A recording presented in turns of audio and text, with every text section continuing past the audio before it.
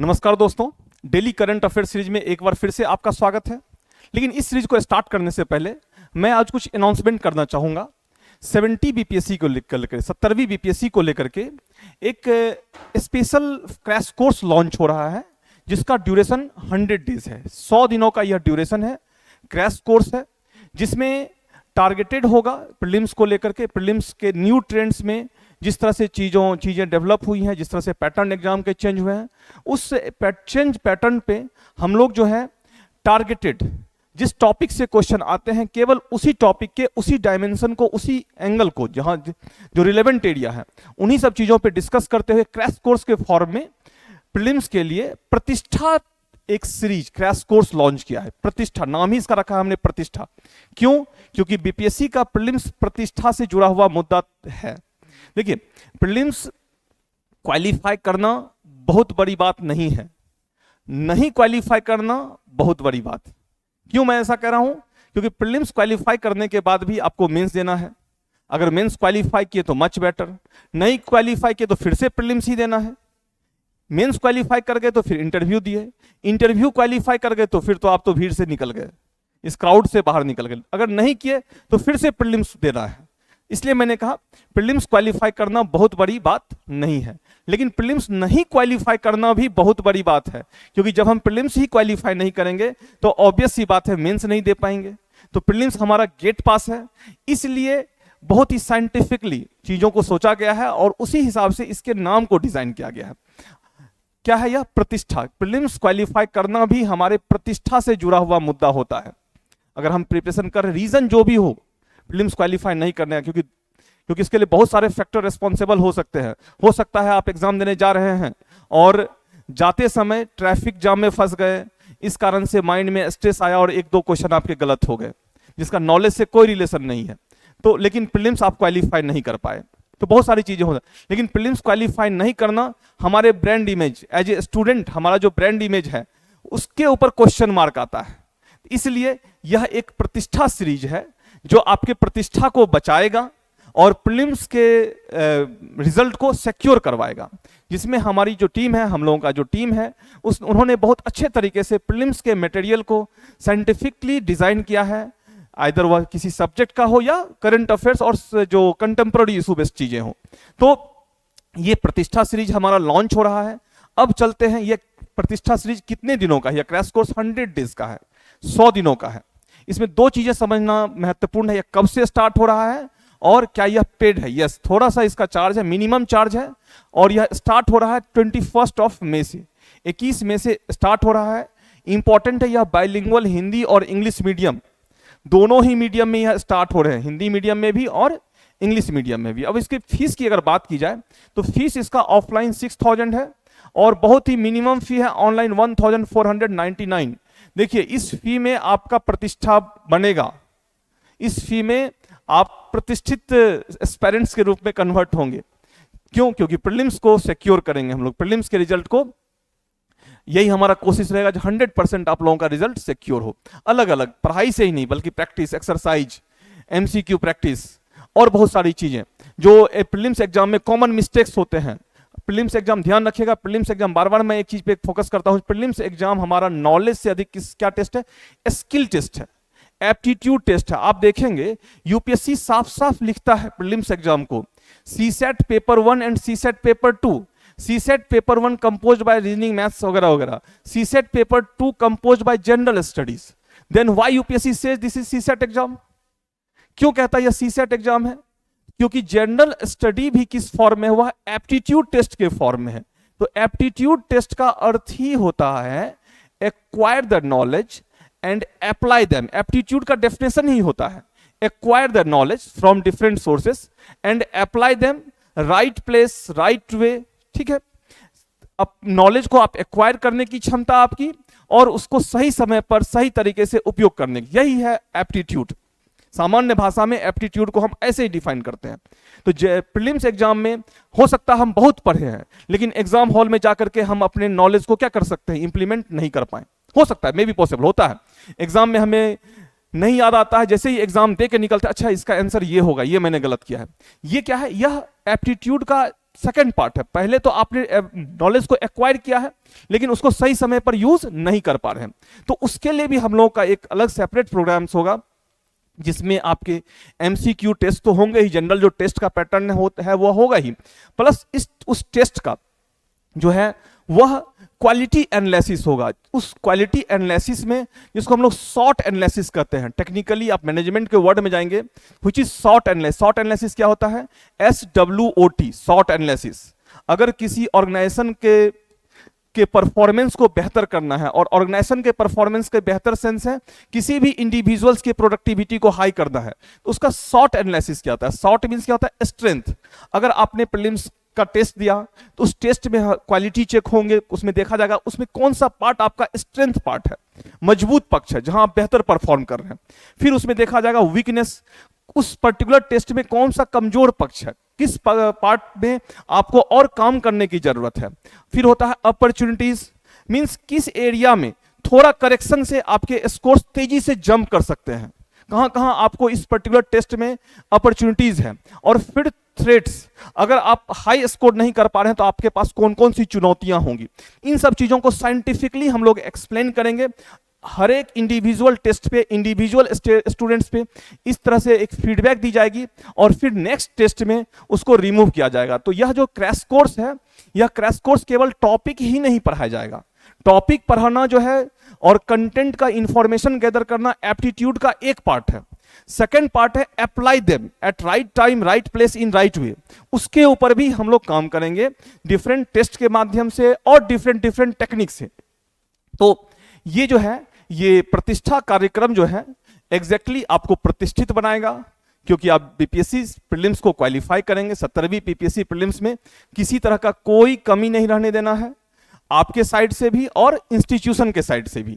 संस्थान भी आपके रिजल्ट के लिए बेहतर प्रयास करेगा, जो भी बेस्ट हो सकता है वो हम लोग करेंगे और आपका रिजल्ट सुरक्षित होगा। क्योंकि प्रीलिम्स निकलेगा तभी हम लोग मेंस सोच सकते हैं, और अब प्रीलिम्स के लिए बहुत टाइम नहीं रह गया है। अब आप लोगों को प्रीलिम्स के प्रति एकदम सीरियस हो जाने की जरूरत है, क्योंकि एग्जाम का पैटर्न चेंज हो गया है। खास करके वैसे स्टूडेंट जो पहले जिन्होंने इंटरव्यू दिया था और लास्ट टाइम जिनका प्रीलिम्स नहीं निकला है, वैसे स्टूडेंट्स के लिए तो, और चूंकि उनके पास चीजें हैं लेकिन डिजाइनिंग उसका अलग है, उसको अलग तरीके से डिफरेंट डिजाइनिंग, न्यू पैटर्न के हिसाब से डिजाइन करना है। इसलिए अब बहुत टाइम नहीं है, आपको एज सुन एज स्टार्ट करना है, और हमारा 21 मई से जो कोर्स स्टार्ट हो रहा है उस कोर्स को ज्वाइन करना है। इसको आपके मन में प्रश्न आ रहा होगा इसको ज्वाइन कैसे करें। इसको ज्वाइन करने का तरीका है, डिस्क्रिप्शन बॉक्स में ऑनलाइन लिंक दिया हुआ है, या फिर ये जो कॉन्टैक्ट नंबर दिए हुए 9135 4x0 and 73, 9135 4x0 and 74, 73 और 74 कॉन्टैक्ट नंबर है। इसके ऊपर आप कॉल करके और डिटेल्ड इंफॉर्मेशन ले सकते हैं। तो ये प्रतिष्ठा सीरीज का हमारा एक अनाउंसमेंट था। अब आइए देखते हैं आज के करंट अफेयर्स में क्या क्या चीजें हैं। बेसिकली यह डेली करंट अफेयर, जैसा मैंने पहले ही कहा है, डेली करंट अफेयर्स का यह सीरीज है। डेली जो न्यूज इंपॉर्टेंट होते हैं उसको हम लोग लेके आते हैं, फिर वीकली एनालिसिस होगा और फिर मंथली एनालिसिस होगा। तो आज के पर्टिकुलर न्यूज में आप देखेंगे, पहला न्यूज ही है, a report titled enhancing the global core of earth observation. ये न्यूज, इस न्यूज का संबंध है पृथ्वी पर्यवेक्षण वैश्विक मूल्य को बढ़ाना शीर्षक से एक रिपोर्ट विश्व आर्थिक मंच, वर्ल्ड इकोनॉमिक फोरम का यह एक रिपोर्ट है। ध्यान रखना है, वर्ल्ड इकोनॉमिक फोरम का रिपोर्ट, वर्ल्ड बैंक का रिपोर्ट, यूएनओ का रिपोर्ट, ये सब हमारे एग्जाम पॉइंट ऑफ व्यू से क्या होते हैं, इंपॉर्टेंट होते हैं। तो यह रिपोर्ट है। इस रिपोर्ट में क्या कहा गया है, इसमें अलग अलग क्षेत्रकों में पृथ्वी पर्यवेक्षण अर्थ ऑब्जर्वेशन प्रौद्योगिकी की आर्थिक क्षमता को रेखांकित किया गया है, और इसमें भौतिक, रासायनिक, जैविक प्रणालियों और मानवीय गतिविधियों के पर्यवेक्षण ऑब्जर्वेशन को भी शामिल किया है। बेसिकली इसमें रिमोट सेंसिंग टेक्निक वगैरह का यूज किया गया है, और अलग अलग क्षेत्र को मींस अलग अलग areas, primary sector based area, secondary sector based area और टर्शियरी सेक्टर बेस्ड एरिया। जो अर्थ के में जो मटेरियल्स हैं उसका क्या होगा, रिमोट सेंसिंग मेथड से ऑब्जर्वेशन होगा, और उसके प्रोडक्टिविटी को किस तरह से बढ़ाया जाए उस दिशा में यह रिपोर्ट जारी किया है। तो पॉइंट इज इंपॉर्टेंट, पृथ्वी पर्यवेक्षण वैश्विक मूल्य को बढ़ाना शीर्षक से रिपोर्ट। यह रिपोर्ट जो है, यह रिपोर्ट किस संस्था के द्वारा जारी किया है, यही हमारे एग्जाम पॉइंट ऑफ व्यू से इंपॉर्टेंट, वर्ल्ड इकोनॉमिकल फोरम।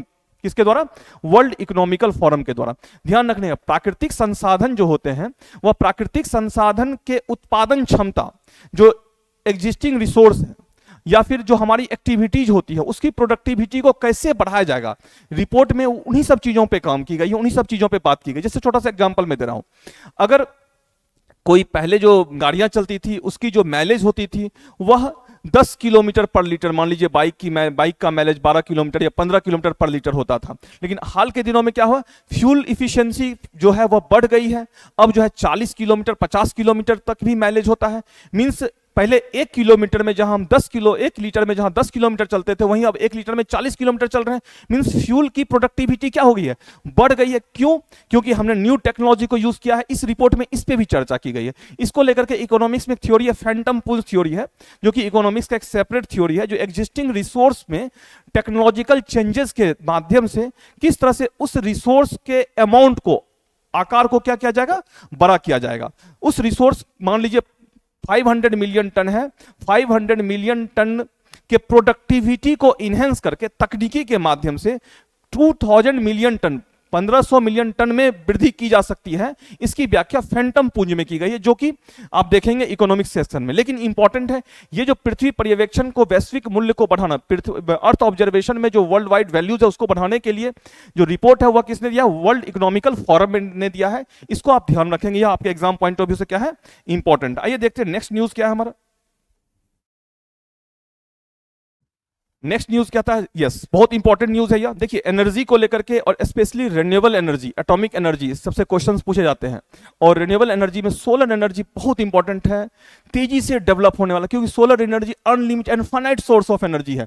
अगर ध्यान रखिए टेक्नोलॉजी सोलर एनर्जी प्रोडक्शन के लिए जो फोटोवोल्टिक टेक्नोलॉजी है, उस टेक्नोलॉजी का रेट कम हो जाए, उसकी कीमत कम हो जाए, तो सोलर एनर्जी वर्ल्ड का सबसे चीपेस्ट एनर्जी भी होगा, सस्ती ऊर्जा भी होगी और अनंत ऊर्जा भी होगी। ऊर्जा के सभी आवश्यकताओं को यह पूरा करेगी, ध्यान रखिएगा।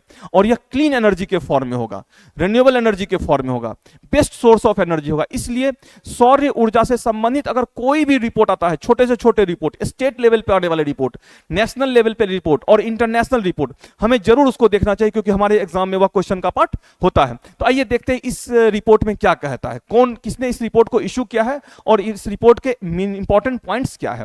तो आप देखेंगे वैश्विक ऊर्जा थिंक टैंक एम्बर ने, किसने, एम्बर ने ग्लोबल इलेक्ट्रिसिटी रिव्यू 2024 रिपोर्ट जारी किया है, जिसमें भारत को विश्व का तीसरा सबसे बड़ा सौर ऊर्जा उत्पादक देश बनाया। ध्यान रखिएगा, थर्ड लार्जेस्ट प्रोड्यूसर है इंडिया।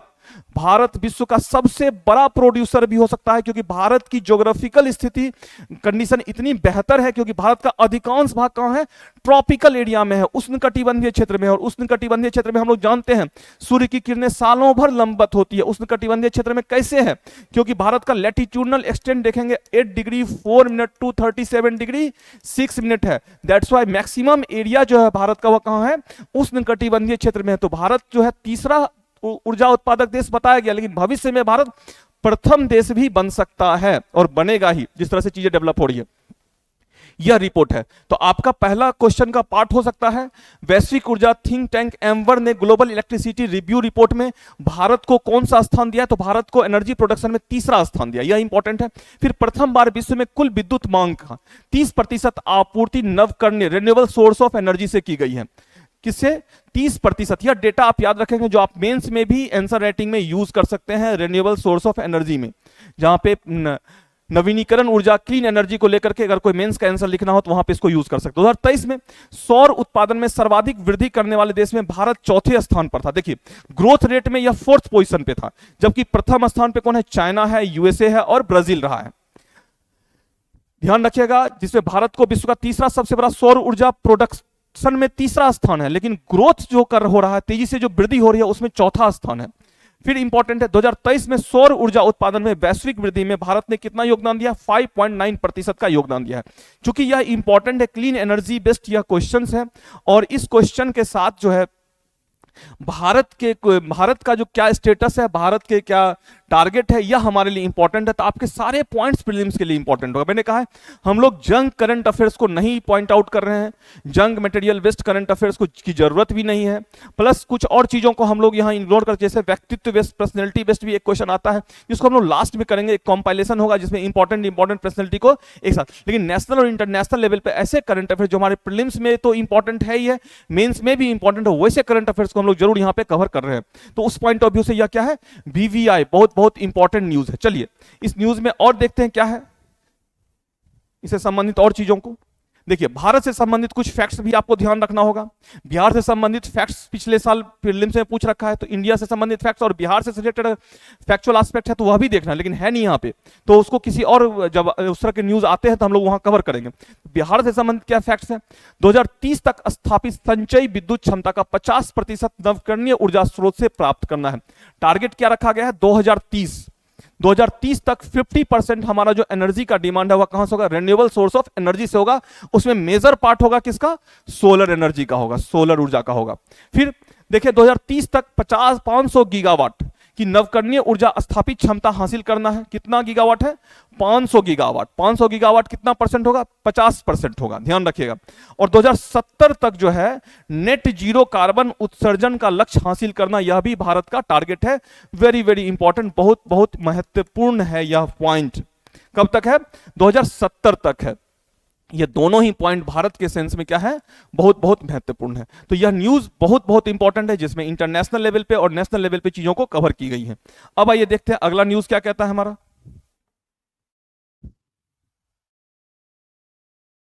केंद्रीय कृषि और किसान मंत्रालय ने, मिनिस्ट्री ऑफ एग्रीकल्चर ने एंड फार्मर वेलफेयर दिल्ली में कृषि भवन एक कृषि आईसीसी का उद्घाटन किया है। यह है न्यूज, लेकिन बहुत ऐसा कुछ इसमें नहीं है जो कि बहुत बताया जा सके, बस इसको याद रखना है। नेक्स्ट न्यूज की ओर हम लोग मूव करते हैं। हाँ, सिंकुला सुरंग एक सुरंग का निर्माण हो रहा है, इसका संबंध हिमाचल प्रदेश के एरिया में है।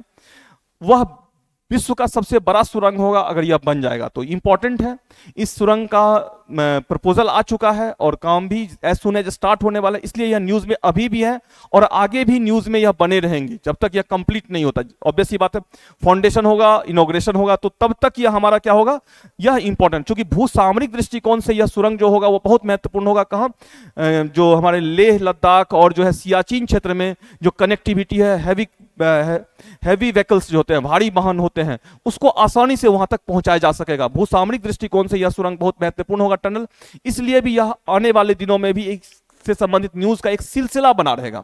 इसी का एक छोटा सा इंफॉर्मेशन है जो आज हम लोग कवर किए हैं, वह क्या है, सिंकुला सुरंग। क्या नाम है इसका, सिंकुला सुरंग, सिंकुला टनल का संबंध मनाली और लेह के बीच होगा। इसका निर्माण BRO के द्वारा किया जाएगा, किसके द्वारा, बॉर्डर रोड ऑर्गेनाइजेशन के द्वारा किया जाएगा। इसकी ऊंचाई 15,800 फीट होगी, जो दुनिया की सबसे ऊंची सुरंग बन जाएगी। जब यह कंप्लीट हो जाएगा तो विश्व का सबसे ऊंचा सुरंग कौन सा होगा, सिंकुला सुरंग होगा।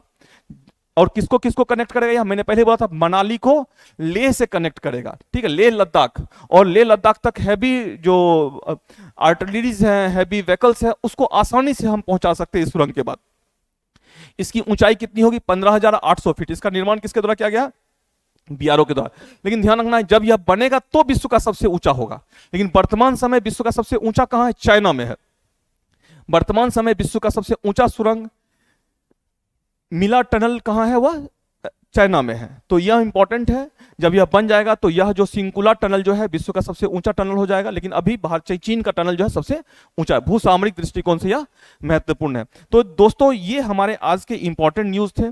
कल जो है हम लोग इसी में देखेंगे, सॉरी एक और न्यूज है, वेरी सॉरी, एक और न्यूज हमारे पास इंपॉर्टेंट है। यह क्या है, अंकटाड का रिपोर्ट है। मैंने अभी थोड़ा देर पहले ही बोला था, United nation, world bank, UNCTAD, IMF, ऐसे रिपोर्ट को हमें जरूर कंसीडर करना चाहिए। क्या है इस रिपोर्ट में, आइए देखते हैं। व्यापार और विकास पर संयुक्त राष्ट्र सम्मेलन अंकटाड ने व्यापार एवं विकास रिपोर्ट अपडेट अप्रैल 2024 प्रकाशित किया है, ठीक है। अंकटाड ने यह रिपोर्ट जो है 2024 तक जो डेवलपमेंट है ट्रेड पर, इंटरनेशनल ट्रेड पे, वह रिपोर्ट प्रकाशित किया, जिसमें कहा गया है वैश्विक पण्य मर्चेंडाइज, वैश्विक मर्चेंडाइज मींस की वस्तुओं के जो ट्रेड्स होते हैं उसमें 1% की गिरावट दर्ज की गई। कितना, यह डाउनफॉल है, कितना का है, 1% का यह डाउनफॉल है, ध्यान रखिएगा। कितने का डाउनफॉल है, या 1% का डाउनफॉल है। इसका कारण क्या है? इसका कारण है जो वर्ल्ड वाइड दो देशों के बीच तनाव चल रहे हैं, बढ़ते तनाव ने वैश्विक मांग में कमी, और जो मेन जो ट्रेड एरिया है, सुएज नहर और बाबल मंदेब, और आप देखेंगे रेड सी से जो आने वाला है, और जो समुद्री लुटेरे हुती विद्रोही वगैरह का जो इंटरफेरेंस हो रहा है, इन्फ्लुएंस हो रहा है, और उसके कारण क्या हो रहे हैं, जो ट्रेड हमारे कम हो गए हैं। ध्यान रखिएगा। तो इस रिपोर्ट में यह कहा गया है, यह जो गिरावट हुई है कुछ बड़ी अर्थव्यवस्थाओं के बीच बढ़ते व्यापार तनाव, जो ट्रेड वार हो रहे हैं बड़े, जैसे चाइना और अमेरिका के बीच हो रहे हैं, रसिया और अमेरिका के बीच, रसिया और जो है यूरोपियन कंट्रीज के बीच, उसके कारण यह कम हुआ है। दूसरा, वैश्विक मांग में कमी है, इंटरनेशनल लेवल पे डिमांड में कमी है, क्योंकि इंटरनेशनल लेवल पे अभी भी चीजें जो है वह इंप्रूव नहीं है, मेल्ट डाउन ही चल रहा है। ग्लोबल लेवल पे अभी रिसेशनरी कंडीशन ही ऑलमोस्ट देखा जाता है। और प्रमुख पोत परिवहन जो मैंने बोला है, अरबियन सी वाला, रेड सी, अरबियन सी वाला जो हमारा वाटर रूट है, वह क्या है, अभी काफी डिस्टर्ब है। अलग अलग विद्रोह के कारण, अलग अलग देश में होने वाले वार के कारण वह क्या है, डिस्टर्ब है, जिस कारण से यह कमी दर्ज की गई थी। यहाँ पे आपके इंपॉर्टेंट है, इस रिपोर्ट के अनुसार जो ट्रेड है वह बढ़ा है कि घटा, क्वेश्चन पूछ भी रखा है इस तरह का, तो 1% यह घटा है अंकटाड के रिपोर्ट के कारण के अनुसार। और इसके कारण क्या है, तो इसके कारण में 3 कारण दिए गए हैं। जो दो देशों के बीच तनाव है, ट्रेड जो वार है, व्यापारिक तनाव जो है, दूसरा वैश्विक मांग में कमी है, जो वर्ल्ड वाइड रिसेशन, और तीसरा क्या है, पोत परिवहन मार्ग में जो बाधा है, जो अलग अलग ग्रुप्स हैं, वह जो है अरबियन सी मार्स मेन रूट है ट्रेड का, और उस रूट को क्या करता है, वो लोग बाधित करता है, जिस कारण से यह जो है डाउनफॉल देखा गया है। तो यह न्यूज भी आपके एग्जाम पॉइंट ऑफ व्यू से इकोनॉमिक्स बेस्ड न्यूज है और काफी इंपॉर्टेंट है। तो प्रतिष्ठा, इस तरह से आज का न्यूज हमारा कंप्लीट होता है। और फिर से जाते जाते एक बार फिर से मैं आपको कहना चाहूंगा, ये प्रतिष्ठा सीरीज आपके प्रतिष्ठा को बचाएगा, क्योंकि इसमें हमारी कोशिश होगी जो आपके प्रीलिम्स के रिजल्ट 100% सुरक्षित हो। और वैसे बच्चे जिनका मार्क्स 2 मार्क्स 3 मार्क्स के कारण जो है रिजल्ट मिस हो गया है, उन बच्चों को पढ़ाने से अधिक 2 पार्ट में यह प्रिपरेशन है, ध्यान रखना है।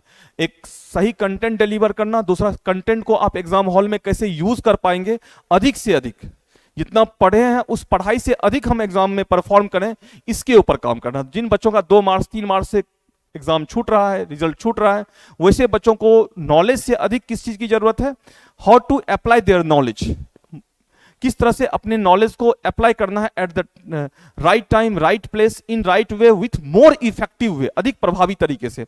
तो इंपॉर्टेंट है, उन बच्चों के साथ दूसरे लेवल पे अधिक काम की जाएगी। यह प्रतिष्ठा सीरीज आपके प्रतिष्ठा से जुड़ा हुआ मामला है, तो इसको आप देख सकते हैं, इसको ज्वाइन कर सकते हैं और इसका लाभ ले सकते हैं। तो आज के करंट अफेयर सीरीज को हम लोग यहीं खत्म करते हैं, और नेक्स्ट सीरीज में हमारा क्या होगा, उसमें हम जो है कंप्लीट वीकली जो वीक के इंपॉर्टेंट करंट अफेयर्स है वो हमारे एमसीक्यू के फॉर्म में होगा, जस्ट लाइक आपका प्रैक्टिस सेशन के फॉर्म में होगा, वह उससे आप उसको रिवाइज कर सकते हैं। चलिए इसको यहीं समाप्त करते हैं। Thank you, thanks a lot all of you.